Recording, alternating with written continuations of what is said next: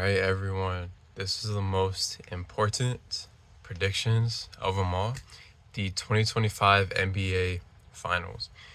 Um, and if we look at the last predictions video, I was right. Not on the amount of games it would take, but on who would win.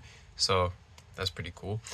And now we're on to the finals, the last round, the thing to cap off the whole season, and the thing that will take us into the off season. So let's just jump right into it. We have the Thunder versus the Pacers. And I'm going to go, I'm just going to say it. My prediction is Thunder in 6. Um, Regardless, though, win or lose for the Pacers is still very surprising and impressive that they made it all the way to this point. I don't think it's as impressive or surprising as the Heat and with their run like 2 years ago, where they played the Nuggets in the finals, just because they were like a 7 or 8 seed. So for them to have that and like not have home court advantage at all, and make it to the finals was cool. This one though, they were definitely like, I feel like brushed off a little bit because like for an 8 seed that's expected, but the Pacers are a 4 seed, and they're brushed off like in every single series, including this one as well.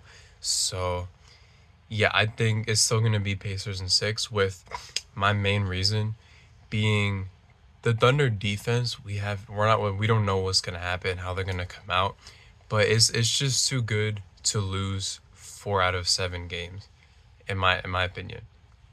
And because of their turnover forcing and all that stuff, I think their offense will capitalize yet again, and Shea also yet again will remain consistent and help lead the team to the championship, first championship with this core. My key prediction, though, is that for the first 2 games, Chet Holmgren will like come alive on offense and have like exceed his expectations a lot, mainly for scoring the ball for the first 2 games, but then he'll start to cool off. And I think those will win them, maybe not both games, but one for sure. I have no idea how the order's gonna go, but as long as it's not 3-0 or 3-1, just because that would kind of make it less interesting for the fans. Just because at that point it's like we already know who's gonna win. So if it could be like a 2-2 series, that would be great. And then maybe the Thunder. I said Thunder in 6, so maybe they win 2 straight to take it all home. But yeah, I think Thunder in 6, and this could really be the start of a dynasty for the team. I know it's very hard once you have to like worry about extensions and stuff, just because of how like the second apron is and all the salary cap like rules and restrictions. But like obviously Shea's gonna be making a lot of money, and you're fine with that. And you still have Chet and J-Dub on the rookie deals, and they already extended Lou Dort a while ago, Isaiah Joe, Aaron Wiggins. I think they extended Alex Caruso. I'm not too sure. So like they have guys under contract still, so they could really still be like, well, they're gonna be this good, but they could literally be even better with all of their picks, which is crazy to think about, because they could package maybe 2 guys making a ton of money for a guy who doesn't, or just for a guy who kind of matches that. That would overall boost their team. I did want to talk about the benches, like the depth and stuff, because obviously the Pacers, that was like their thing to rely on mainly, and the Thunder also have a great bench as well. But I wouldn't be surprised for both teams, especially the Thunder, to trim down their bench even more, just because this is where it matters the most, more than anything else. For the Thunder, I don't think Isaiah Joe has been very great from off the top of my head. So I would assume Alex Caruso gets minutes off the bench, Cason Wallace, of course, and maybe like a little bit of Aaron Wiggins. The other Jalen Williams doesn't play too much. I guess only when they need like big help. So I'm not really counting him. So what was that? Just those three. And then I think for the Pacers, you probably have to play Benedict Mathurin with how he ended that Knicks series. Obi Toppin, of course, and TJ McConnell. I don't think I'm forgetting anyone. So those three as well will definitely play. But I wouldn't be surprised if the Pacers would extend more than the Thunder would. Okay, on to just some stats I wanted to write down and make note of. Shea is obviously the Thunder's leading scorer at 30 points a game, while the top Pacers player, which is Siakam, for points is at 21.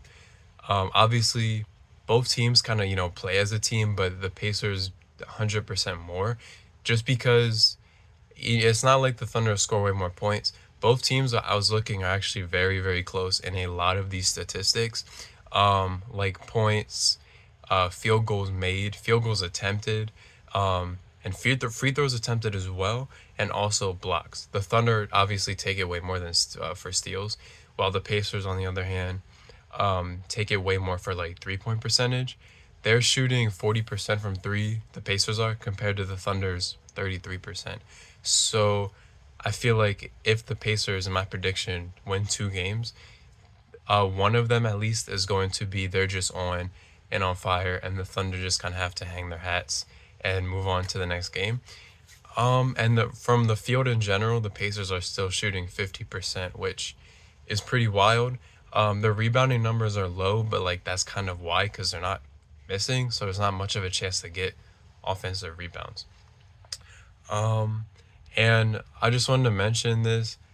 It was surprising to me how the free throw attempts are the same, just because everyone likes to, especially now, like make all the fun of Shea and stuff. But like real quick, to be honest, if he is the one like driving in and like putting his body on the line to get fouled, obviously he's kind of like over exaggerating some of this stuff, but like that's just how you play the game for a player like that. So he's going in there and he's getting banged up. Of course he's gonna get calls, and the fact that he's a superstar, of course he's gonna get more calls. So I don't think it's a huge deal, and people like on social media are definitely like dragging it way too much. But yeah, one more quick thing before the video wraps up. For the conference finals, I did put up a poll or 2 polls on my Instagram, and they predicted that, now they're no NBA experts or anything, but they just said that it would be Knicks Timberwolves in the finals. So if that track record plays along where it's wrong, they also said the Thunder would win the finals. So technically, if the track record keeps going, then the Pacers would win. I mean, it's kind of nothing to worry about, but it's just something I wanted to bring up. Maybe just cause. But yeah, we got playoffs on Thursday. Hopefully no like big news comes out that messes this up. I'm recording this on a Tuesday. And yeah, we got finals Thursday night, and then Lil Wayne drops his Carter 6 album Friday. So those pretty hype back-to-back days if you're listening to that. But anyways, those are my predictions. Thunder are the champs. If I had my Shea jersey with me, I would probably wear it for this video, but it is what it is. Go Thunder.